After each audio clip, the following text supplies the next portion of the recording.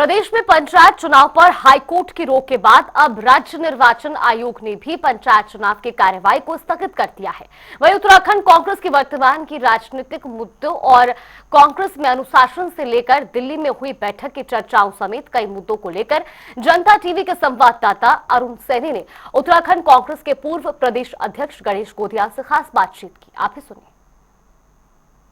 तमाम उठापटक और तमाम सरगर्मियों के बीच अब पंचायत चुनाव एक बार जैसे हाईकोर्ट ने भी उस पर रोक लगाई और हाईकोर्ट की रोक के बाद अब राज्य निर्वाचन आयोग ने भी पंचायत चुनाव की कार्यवाही जो थी वो स्थगित कर दी है।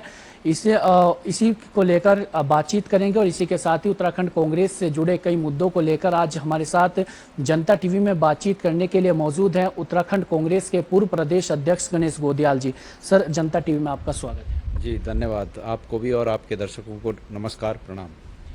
सर, पहला सवाल पंचायत चुनाव से ही है। प्रदेश में पंचायत चुनाव को लेकर के तमाम याचिकाएं भी दायर हुई, आरक्षण को लेकर के हाईकोर्ट ने पहले रोक लगाई। अब हाईकोर्ट की रोक के बाद अब राज्य निर्वाचन आयोग ने भी पंचायत चुनाव की जो कार्यवाही थी, आज नामांकन होने थे, वो सब स्थगित कर दिया। क्या कहेंगे सर? सरकार की ये सोची समझी साजिश है, चाल है, साजिश है। आज से 5.5 वर्ष पूर्व जब पंचायत के चुनाव हुए, उस समय भी इसी तरह की साजिश की गई। उस समय कुछ लोगों को समझ में आया, कुछ लोगों को समझ में नहीं आया। इस बार ज़्यादा लोगों को सरकार की साजिश समझ में आई। सरकार को पंचायतों के चुनाव समय पे कराने चाहिए, ये उनकी संवैधानिक बाध्यता होती है। और ये जानते हुए भी कि पंचायत चुनाव आने वाले हैं, सरकार ने उसकी कोई तैयारी नहीं की और एन समय पर पंचायतों को प्रशासकों के हवाले कर दिया गया। ठीक है, ये नियम था कि भाई 6 महीने के लिए और 6 महीने के लिए किया जा सकता है, लेकिन उसके बाद भी उस समय में सरकार ने कोई तैयारी नहीं की। सरकार जानबूझकर ऐसा इस पॉइंट पे आना चाहती थी, इस स्थिति में लाना चाहती थी कि आनन फानन में नोटिफिकेशन जारी हो जाए इलेक्शन का और किसी को समय न मिले आपत्ति का भी, किसी को समय न मिले कोर्ट का भी, और जो वो चाहते हैं हो चुनाव तो उसके अनुसार हो, अन्यथा न हो। क्योंकि ईमानदारी से चुनाव होने पर सरकार को हमेशा ये डर है बीजेपी को कि वो चुनाव नहीं जीतेंगे। इसलिए उन्होंने अगर चुनाव करना है तो उनकी शर्तों पे होना चाहिए, ऐसा इंतजाम किया, बदमाशी से होना चाहिए, और अगर न हो तो फिर न हो, कोई बात नहीं है। तो इस समय इन्होंने क्या किया कि 10 तारीख को नियमावली के संबंध में एक आदेश जारी किया। चूँकि इतने साल हो गए एक्ट बनकर और उसके बाद अब नियमावली नहीं बनी, ये भी तो अपने आप में एक बड़ा प्रश्न है। अब सरकार इसका फ़ायदा किस तरह उठाती है? नियमावली खुद नहीं बनाती है, क्योंकि नियमावली बनाने का अधिकार विधानसभा को है। तो विधानसभा में इस आशय का प्रस्ताव कौन लाएगा? पंचायती राज विभाग लाएगा, पंचायती राज मंत्रालय लाएगा। लेकिन चूंकि चुनाव में इस तरह की धांधली करनी है, इसलिए नियमावली नहीं बनाते हैं और हर बार अपने अनुसार नियमावली बना के आनन फानन में उसको लागू करके और पंचायतों पर कब्जा करने की कोशिश करते हैं। इस बार ये हुआ कि इन्होंने लेट करते करते करते नियमावली बनाई, लेकिन नियमावली को अगर ईमानदारी से देखा जाए तो उसमें कम से कम 1 दर्जन ऐसी बदमाशियां हैं। बदमाशी कहूँगा मैं उसको, क्योंकि जो जानबूझकर किया जाता है गलत, वो बदमाशी है। कभी अनजाने में अगर गलत होता है तो वो गलती मानी जाती है, लेकिन जानबूझकर इस प्रकार के कृत्य को करना बदमाशी है। तो सरकार ने बदमाशियां की, एक नहीं दर्जन भर होंगी। कानून के जानकार अगर उसको बारीक से परखेंगे तो दर्जनों उसमें इस प्रकार की बदमाशियां हैं, ताकि वो चुनाव पर कब्जा कर सकें। तो 10 तारीख को एक शासनादेश जारी हुआ। उसमें ये हुआ कि भाई ये सीटें रिजर्व हैं और जिनको आपत्ति करनी हो आपत्ति कर सकते हैं। हम चुप रहे, क्योंकि हमें ये लगता था कि जो शासनादेश नियमों का इन्होंने जारी किया है उसके अनुसार होगा सब कुछ, और जिनको आपत्ति करनी है वो लोग आपत्ति करेंगे। लेकिन उसके बाद जब लोगों ने आपत्ति की, और आपत्ति के बाद, जैसे मैं उदाहरण के लिए एक पौड़ी जिले का मैं उदाहरण दूं, मैं पौड़ी था उस दिन, अपने इलाके में था, तो आपत्ति के बाद तो 40% सीटें चेंज हो गई। और मुझे बड़ा ताज्जुब हुआ कि सरकार अगर होमवर्क किया था, इन्होंने पंचायती राज विभाग ने होमवर्क किया था, तो एक आध सीटों पर हो सकता है कि गलती से कोई गलत रिजर्वेशन हो जाए, पर 40% सीटों को इधर से उधर हो जाना, ये तो मुझे खटक गई बात कि भाई ये ऐसी गलती नहीं हो सकती कि जो अनजाने में हो गई। तो मैं फिर जिला मुख्यालय में गया, मैं जिलाधिकारी से मिला, डीपीआरओ से मिला, सीडीओ को मिला, और जब मैंने उनसे पूछा कि आप एक बात बताइए, जो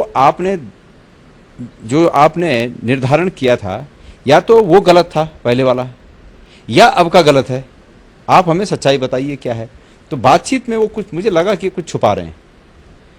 तो उन्होंने एक चीज़ कही, प्रशासन ने मुझे एक चीज़ कही कि हमने 10 तारीख के जो आदेश है उसके आधार पर लिस्ट बनाई और उस पर आपत्तियां मांगी, लेकिन इस दौरान शासन से एक और स्पष्टीकरण आया और उस स्पष्टीकरण के आधार पर हमने लिस्ट फाइनल की। बस यही मैं समझ गया कि मामला गड़बड़ है। मैंने कहा कि वो स्पष्टीकरण दिखाइए आप क्या है, बोले वो 1 पेज का है। तो मुझे वो छुपाना चाह रहे थे, लेकिन चूंकि भाई हमको भी इस राजनीति में इतने साल हो गए, तो ये और थोड़ा बहुत लीगल सेंस भी है, तो ऐसा नहीं है कि वो हमको बरगला सकते हैं। तो मैंने कहा उसको दीजिए आप। और जब उन्होंने मुझे दिया, मैंने उसको पढ़ा, तो पैरों तले की जमीन खिसक जाए। वो ये है कि वो 11 तारीख का एक दूसरा शासन आदेश है जो 10 तारीख के शासनादेश को क्वेश्चन करता है। उसमें स्पष्ट लिखा गया है कि इसको अतिक्रमित करते हुए अब ये शासनादेश लागू होगा। तो मैंने उनसे पूछा कि आपने 10 तारीख के आधार पर लिस्ट बनाई, उस आदेश के आधार पर लिस्ट बनाई? बोले हाँ। और फाइनल आपने 11 तारीख वाले के आधार पर की? बोले हाँ। तो मैंने कहा जो आपने फाइनल की उस पर आपत्ति कहाँ मांगी गई है? वो तो आपने जो फाइनल किया वो हो गया। तो सवाल ये है कि सरकार ने जानबूझकर इस समय की इस तरह की बदमाशियां की। बड़ी बदमाशी ये है, अगर इसकी ढंग से जांच हो जाए तो कई अधिकारी नपेंगे। पंचायती राज विभाग के बड़े अफसरों को इस साजिश में बेनकाब किया जा सकता है अगर ढंग से जांच हो जाए। ये शासनादेश जो 11 तारीख का मैं बात कर रहा हूं, ये 11 तारीख को नहीं छपा है, 11 तारीख को नहीं प्रिंट हुआ, 11 तारीख को नहीं टाइप हुआ। ये मेरा पूरा विश्वास है, मुझे सूचना है इस बात की कि ये शासनादेश 14 तारीख के बाद टाइप हुआ यहाँ सचिवालय में। उसमें डेट 11 की डाली गई और 14 तारीख को टाइप हुआ, 15 तारीख तक वहाँ 14 या 15 तारीख तक जिलों में पहुंचा और फिर यहाँ से फ़ोन गए कि इसके आधार पर तय करना है।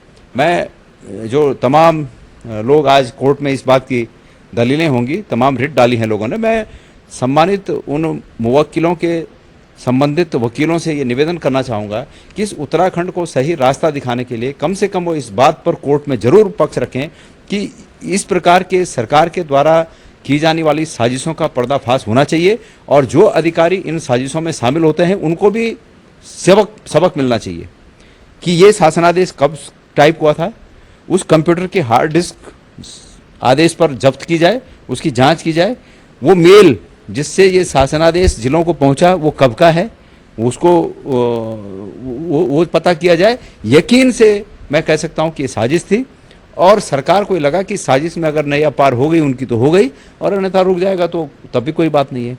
तो ये पूरी सरकार की साजिश और एक नहीं कई साजिशें इस दौरान इन चुनाव के मद्देनज़र उन्होंने की हैं।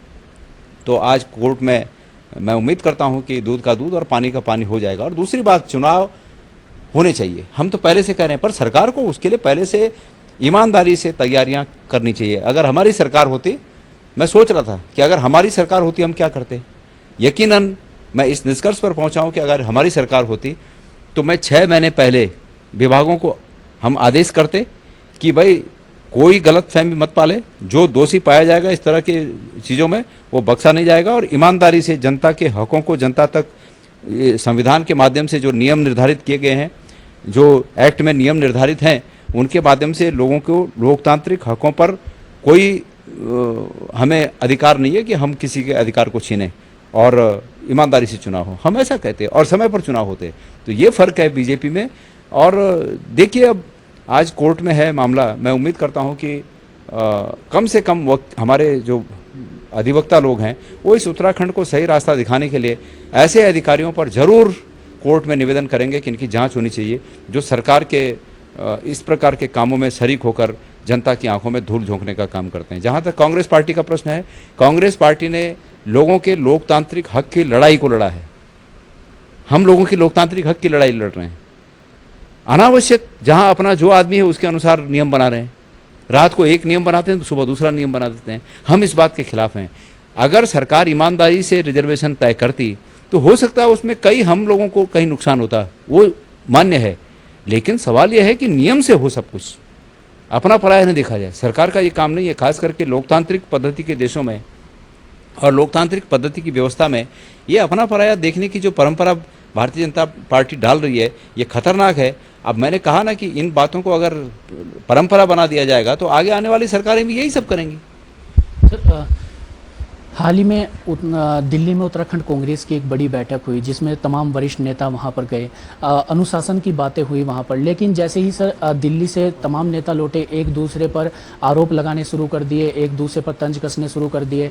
किच्छास के विधायक तिलकराज बेहड़ जी और हरेंद्र सिंह लाडी के बीच में इस तरीके की जुबानी जंग है कि एक दूसरे पर गंभीर आरोप उन्होंने लगा दिए। क्या आपको क्या लगता है, क्या इससे पार्टी को नुकसान नहीं हो रहा है? क्या इस तरह से 2027 में कांग्रेस फतह कर पाएगी? नहीं, देखिए मेरी बात सुनिए।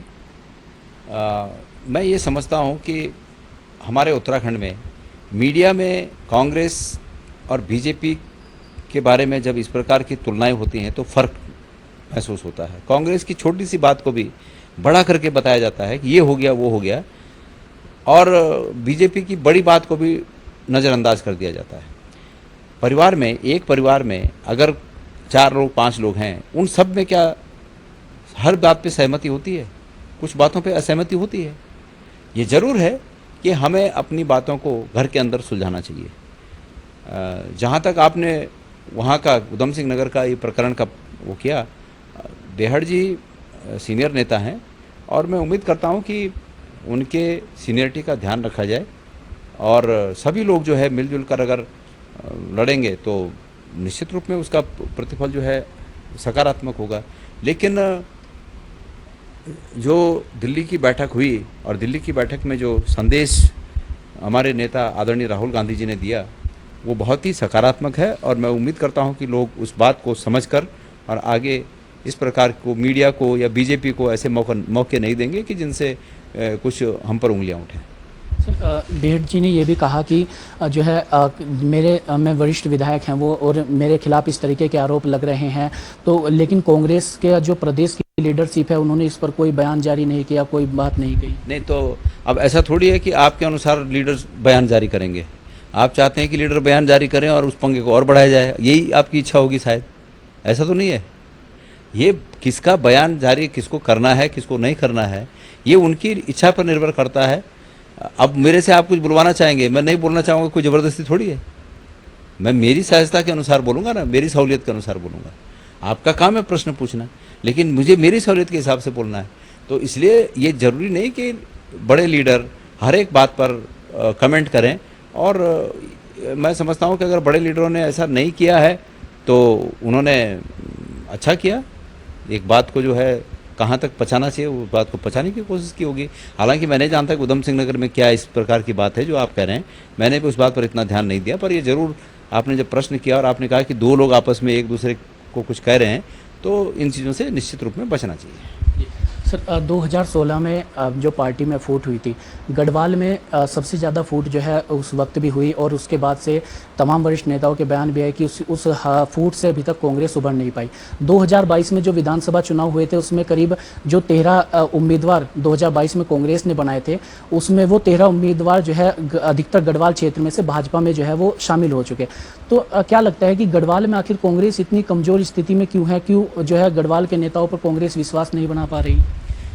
नहीं, ऐसा नहीं है कि कांग्रेस गढ़वाल के नेताओं पर विश्वास नहीं बना पा रही है, ऐसा नहीं है। लेकिन आपने स्वयं कहा कि 2016 में इतनी बड़ी फूट हुई और उसका केंद्र बिंदु गढ़वाल ही था, तो निश्चित रूप में जहां इतने बड़े छेद हुए हैं बर्तन में, तो उन छेदों को रिपेयर करने के लिए समय लगेगा और संसाधन भी लगेंगे। संसाधन मतलब मानव संसाधन, मतलब वहाँ लोगों को मजबूत करने के साथ ये रिपेयर हो सकता है, ये छेद रिपेयर हो सकते हैं। बाकी ये कांग्रेस हमारी पार्टी की लीडरशिप तय करेगी कि इन चीज़ों को कैसे दुरुस्त करना है। सर इसी पर ही प्रदेश अध्यक्ष करण महारा ने भी कहा कि कांग्रेस हमेशा से ही लीडर बेस पार्टी रही है और लीडर बेस पार्टी होने की वजह से लगातार कांग्रेस को नुकसान भी हुआ। 2016 का जिक्र उन्होंने किया। उन्होंने कहा कि अब हमें कैडर बेस की तरफ लगातार हम आ रहे हैं और कैडर को मजबूत करना होगा अगर पार्टी को 2027 में विजय हासिल करनी है। तो इससे आप कितना एग्री करते हैं कि कैडर जो है कमज़ोर इस वक्त कांग्रेस का है? मैं पूरी तरह सहमत हूँ। अध्यक्ष जी ने जो कहा वो बिल्कुल 100% सही है। बल्कि बहुत करीब 2 साल पहले मैंने ये बात कही थी कहीं और ये बात उन्होंने भी कही है तो बहुत सही है कि भाई समय बदलते रहता है, इस हिसाब से स्थितियां भी बदलते रहती हैं। कभी कांग्रेस कैडर बेस्ड पार्टी हुआ करती थी, आज वो लीडर बेस्ड है। और भारतीय जनता पार्टी कभी जो है लीडर बेस्ड हुआ करती थी, कोई एक आधा जीत जाता था जिसका अपना दमखम होता था, अदरवाइज नहीं, उनका कैडर नहीं था। आज उनका कैडर है, तो स्थितियां बदलती रहती हैं। और हमारे अध्यक्ष जी ने जो आगे का रास्ता दिखाया, केदारनाथ में जो उपचुनाव हुआ उसमें राजनीति में चर्चाएं ये चली कि अगर हरक सिंह रावत वहां पर मजबूत कैंडिडेट होते, अगर हरक सिंह रावत चुनाव लड़ते तो कांग्रेस केदारनाथ में विजय हासिल कर सकती थी। इस पर आप क्या कुछ कहेंगे सर? देखिए ये संभावित प्रश्न है। हरक सिंह जी बड़े नेता हैं और वो कहीं भी चुनाव लड़ते हैं तो संभावना ज़्यादा बलवती होती है कि वो चुनाव लड़ें। लेकिन जो वहाँ चुनाव लड़े, मेरी दृष्टि में वो सबसे वहाँ बेहतर थे। और जो लोकल लोग स्ट्रगल करके यहाँ तक आए हैं, तो उनके हकों को भी मैं समझता हूँ कि उचित प्रतिनिधित्व उनको देना उनके हकों के साथ न्याय करने के बराबर है। और जो हुआ, ठीक है, हम चुनाव नहीं जीत पाए, भारतीय जनता पार्टी की धन शक्ति के आगे चुनाव नहीं जीते हम, और भी कई या उठाते रहते हैं हम, लेकिन वहाँ पे जो कुछ हुआ, मैं उस बात से बिल्कुल ये नहीं मानता हूँ कि कोई हमसे ऐसी गलती हुई कि हमने टिकट को देने में, कैंडिडेट तय करने में कोई भूल की हो। सर, आपका भी लगातार देखा जाता है, जब भी आपके चाहे सोशल मीडिया के माध्यम से आप लगातार कैबिनेट मंत्री धन सिंह रावत के जो लगातार बोलते भी हैं, और भ्रष्टाचार के मुद्दे आप लगातार कहते हैं कि चाहे सहकारिता भर्ती घोटाला हो या अन्य जो भ्रष्टाचार के मामले हैं उन्हें आप लगातार सोशल मीडिया के माध्यम से उठाते भी हैं। तो ये क्या जो आपकी श्रीनगर गढ़वाल श्रीनगर विधानसभा सीट है उसको लेकर के है, या फिर जो आपकी नज़रों में धन सिंह रावत जी सरकार के सबसे असफल मंत्री? मेरी बात सुनिए, वो श्रीनगर से चुनाव लड़ते हैं और मैं भी श्रीनगर से चुनाव लड़ता हूँ, ये इत्तेफाक है। मैं तो गणेश जोशी जी के लिए भी मैंने कहा कि भाई आय से अधिक संपत्ति के मामले में मैंने कहा, हमने अग्रवाल जी के लिए कहा, तो क्या वो सब मेरे सामने चुनाव लड़ते हैं क्या? लेकिन जो गलत करेगा और स्पष्ट दिखेगा उसको कहा जाएगा। आप मेरी बात कर रहे हैं, मैं तो कांग्रेस में हूँ, कांग्रेस का कार्यकर्ता हूँ। बीजेपी के विधायकों ने ये कहा चिट्ठी लिखकर मुख्यमंत्री को कि धन सिंह रावत ने उनकी मतलब मंत्री रहते हुए 16-16 लाख में एक नौकरी बेची हैं कोऑपरेटिव में। तो अब आप बताइए वो क्या थे? और जब बीजेपी के लोग ऐसा खुद बोल रहे हैं तो हमारा तो ये कर्तव्य बनता है कि हम सरकार में निहित भ्रष्टाचार को उजागर करें, ये हमारा कर्तव्य बनता है। मैं जो चीज़ मुझे नहीं खप रही है उसके खिलाफ मैं आवाज़ उठाऊंगा। मुझे ये चीज़ नहीं पची कि कोविड के दौरान जब एक स्कूटर निकालने की भी परमिशन नहीं थी, लोगों को पैदल घूमने की परमिशन नहीं थी, उस समय नोएडा में सहकारिता विभाग ने परीक्षा आयोजित करके 1000 पद भरे, 1000 से ऊपर पद भरे। वो कैसे हो गए? उसमें कौन लगे? जिस दिन जांच होगी, जिस दिन सरकार बदलेगी और जांच होगी, क्या ये कर्ता धर्ता जो इस बात के हैं क्या ये बाहर रह पाएंगे? और भी बहुत से मामले हैं। कोऑपरेटिव का पैसा शेयर बाजार में लगा दिया, और इसलिए लगाया कि जिस कंपनी के साथ लगाया उस कंपनी ने कुछ अंदर से डीलिंग की होगी इनके साथ और वो पैसा डूब गया। अभी आपको ताज़ा उदाहरण बता दूं मैं, 3-4 महीने हुए हैं, LUCC एक सहकारी समिति, अरबों मतलब 2000 करोड़ रुपया अगर सरकार उसको ठीक से जांच करे तो 2000 करोड़ रुपया उनका, लोगों का, आम लोगों का, खास करके महिलाओं का लूट के भाग गई। धन सिंह रावत जी ने उसमें कांग्रेस को दोषी ठहराया। ये समिति साहब दिल्ली में कांग्रेस की सरकार थी तब रजिस्टर्ड हुई। मैं धन सिंह रावत जी से पूछना चाहता हूं कि वो उत्तराखंड में जब वो आई तब कौन था? दूसरा, उन्होंने कहा कि पहले तो उन्होंने कांग्रेस की बात कही, पर जब वो खुद लपेटे में आ गए तो तब उन्होंने कहा कि हम जांच कर रहे हैं, ये कर रहे हैं, वो कर रहे हैं। क्या हुआ उसका नतीजा? और यकीन के साथ मैं कह सकता हूं कि श्रीनगर में चुनाव के 2022 के इलेक्शन में इस समिति ने भी धन सिंह रावत जी की काफ़ी मदद की है। तो वो मदद क्या मुफ्त में हो गई? तो धन सिंह रावत जी इन चीज़ों से बच नहीं सकते हैं। इसलिए जो चीज़ मुझे ये बात नहीं है कि हम उनके सामने चुनाव लड़ते हैं, लेकिन महत्वपूर्ण बात यह है कि उन्होंने भ्रष्टाचार किया है तो उसका जवाब उनको देना पड़ेगा। सर, दिल्ली की बैठक में गढ़वाल कुमाऊं को लेकर संगठन में संतुलन को लेकर के भी बात उठी, इससे आप सहमत हैं? पार्टी के अंदर जो बातें कमरे में होती हैं, मैं नहीं समझता कि उस पर मुझे कोई टिप्पणी करनी चाहिए। कुल मिला के इतना कहना चाहूँगा कि हमारी बैठक के दौरान जो भी पार्टी के हित में बातें हुई, जो भी हाईकमान के सामने, राहुल जी के सामने जो कुछ बातें हुई, वो बहुत महत्वपूर्ण थी। सर, तो क्या आप मानते हैं कि कांग्रेस के संगठन में गढ़वाल और कुमाऊं को लेकर संतुलन बनना चाहिए, जिस 2027 में अगर चुनाव अच्छे से लड़ा जाएगा? नहीं, संतुलन है, ऐसा थोड़ी है कि संतुलन नहीं है। अभी फिलहाल मतलब अगर आप ये देखें कि कौन सा व्यक्ति किस जगह पर है, तो ऐसा मैं नहीं मानता कि संतुलन है। हमारे नेता प्रीतम सिंह जी सीईसी में हैं, मैं खुद सीडब्ल्यूसी में हूँ, करण मेहरा जी अध्यक्ष हैं और यशपाल जी नेता प्रतिपक्ष हैं। तो मैं ये मानता हूँ कि ऐसा नहीं कि संतुलन नहीं है, लेकिन अगर तमाम बातों पर विचार करने के बाद अगर पार्टी ये समझेगी कि इसमें और सुधार की गुंजाइश है, तो ये पार्टी का हक है, पार्टी का अधिकार है कि पार्टी क्या निर्णय ले। सर, हरीश रावत जी अपनी न्याय यात्रा लगातार निकाल रहे हैं।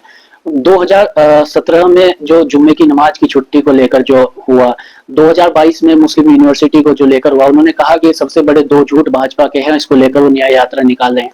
भाजपा कह रही है कि हम तो इन मुद्दों को उठा ही नहीं रहे हैं, जबकि कांग्रेस और हरीश रावत जी खुद बार बार इन मुद्दों को उठा करके जनता को याद दिला रहे हैं।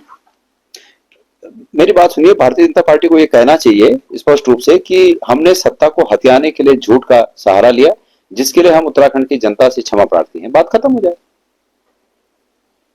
हम ये चाहते हैं कि उस बात को स्वीकार करें कि उन्होंने झूठ से सत्ता को हथियाया है, और मैं समझता हूं कि हरीश रावत जी भी इसी बात को लेकर यात्रा कर रहे हैं कि भारतीय जनता पार्टी को ये खुलेआम स्वीकार करना चाहिए कि उन्होंने झूठ का सहारा लेकर एक घृणित कार्य किया और उसके चलते सत्ता को हथियाया। तो यही बात है। अगर भारतीय जनता पार्टी इस तरह स्वीकार कर रही है कि अब इन बातों को भूल जाना चाहिए, तो इसका अर्थ यह है कि वो बैकफुट पे हैं कि भाई हमने गलत किया था और अब भूल जाओ इस बात को। और जो कि सच्चाई है कि उन्होंने झूठ का सहारा लिया और सत्ता हथियाई। सर, देखा जाए तो कई सीटों पर अगर देखें तो जो उत्तराखंड बेरोजगार संघ है, बॉबी पवार, वो सीधे तौर पर जो है कई सीटों पर अब चुनाव लड़ने की तैयारी में है। खासतौर पर चक्राता में भी जो है उनकी जो वहां से वो आते भी हैं। तो क्या लगता है कि जो बॉबी पवार के चुनाव लड़ने से कांग्रेस को कुछ नुकसान होगा, या कितनी बड़ी चुनौती आप गढ़वाल में बॉबी पवार को मान रहे हैं? भाई, ये लोकतांत्रिक हक है, जिसको जहां चुनाव लड़ना हो लड़ सकता है। वो तो सबका अपना अपना हक है, वो चुनाव लड़ेंगे। जहां तक कांग्रेस की बात है, कांग्रेस अपनी तैयारियों पर और जनता के प्रति समर्पित भाव से सेवा जो कर रही है, उसका प्रतिफल निश्चित रूप में जनता कांग्रेस को देगी और 2027 में कांग्रेस की सरकार बनेगी। जो दो झूठ की लगातार जो बात हो रही है, क्या आपको लगता है कि जो इन दो बातें हैं, जुम्मे की नमाज की छुट्टी और मुस्लिम यूनिवर्सिटी की जो बात है, केवल यही दो मुद्दे हैं जिनकी वजह से कांग्रेस को 2017 में या 2022 में हार हुई, या इससे अलग कोई और जो है कारण नहीं है कांग्रेस की हार का? 2017 में जो हार हुई वो ये कोई मुद्दा नहीं था। वो ये वाला जरूर था कि कांग्रेस से जो लोग टूट कर गए, घर का भेदी लंका ढाए, बस जो ये टूट के गए, इन्होंने कांग्रेस को हराया। और 2022 में जो आप कह रहे हैं वो एक बड़ा मुद्दा था। मेरे पास इस तरह के प्रमाण हैं कि मेरे खास वो लोग जो जिंदगी भर मेरे साथ थे, वो इस झूठ में बहक गए। मेरे विधानसभा की मैं बात कर रहा हूँ, वो इस झूठ में बहक गए। तो 2022 में इस मुद्दे ने कांग्रेस को हराने का काम किया। 2017 की जहां तक बात है, मैंने कहा आपको कि वो घर का बेटी लंका ढाई, वो सब मिलके एक हो गए दुश्मनों के साथ और उन्होंने कांग्रेस को परास्त किया। तो क्या 2016 की हार से कांग्रेस पार्टी अभी तक उभर नहीं पाई है? नहीं, ऐसा नहीं है कांग्रेस पार्टी उभर नहीं पाई है, ऐसा क्यों कह रहे हैं आप? अगर मैं दिल्ली के चुनाव की बात करूं, लोकसभा के चुनाव की बात करूं, कांग्रेस बढ़त की ओर है, मतलब आगे बढ़ रही है। 100 के करीब हम सीटें जीते। तो उत्तराखंड की अगर हम बात करें तो 2017 में 11 सीटें थी। हम आगे, इस झूठ के बावजूद हम और आगे बढ़े। तो इस बार हम निश्चित रूप में विजय की ओर बढ़ रहे हैं और 2027 में कांग्रेस इस प्रदेश में एक स्वच्छ और साफ पारदर्शी सरकार देगी, मेरा ऐसा विश्वास है। सर, ये अंतिम सवाल है। ये जो 2016 का जिक्र हमने किया, देखा, क्योंकि जो 9 छोड़ करके गए थे, 9 विधायकों ने जो पार्टी छोड़ी, उन 9 सीटों पर कांग्रेस पार्टी 2017 में भी चुनाव नहीं जीत पाई और ना ही 2022 में चुनाव जीत पाई। और अभी तक की अगर बात की जाए तो कोई ऐसा विकल्प भी दिखाई नहीं दे रहा है। तो इस परिप्रेक्ष्य में ये बातें चल रही है कि 2016 की हार से जिन सीटों पर कांग्रेस को नुकसान हुआ, करीब 10 से 12 सीटें ऐसी थी 2017 में भी जिससे नुकसान कांग्रेस को हुआ, और उन्हीं सीटों पर 2022 में भी कांग्रेस को नुकसान हुआ। तो ये क्या इन सीटों पर कांग्रेस पार्टी अभी विकल्प तैयार नहीं कर पा रही है? क्या 2027 में भी चुनौती आप इन सीटों को मानते हैं? ऐसा कुछ नहीं कि विकल्प तैयार नहीं कर पा रही। इनमें से जितने लोग की आप चर्चा कर रहे हैं, आप देख लो ना कौन कितने वोटों से जीता है, पता चल जाएगा आपको। 2016 में कितने वोटों से जीते थे और 2017 में कितने वोटों से जीते थे और 2022 में कितने वोटों से 19 सीटों पर लोग जीते हैं। तो ऐसा नहीं, हर सीट पर हमारे पास मजबूत विकल्प तैयार है। कुछ सीटों पर हो सकता है कि और मजबूत विकल्प आने पे कुछ संभावनाएं और बने, तो ऐसा नहीं है कि हमारे पास विकल्प नहीं है। तो ये हमारे साथ उत्तराखंड कांग्रेस के पूर्व प्रदेश अध्यक्ष गणेश गोदियाल जी, और सभी मुद्दों पर इन्होंने मुखरता से अपनी बातें रखी और तमाम मुद्दों पर जो है चर्चा हमारे साथ की। अपने सहयोगी रोहित कुमार के साथ मैं अरुण सैनी, जनता टीवी, देहरादून।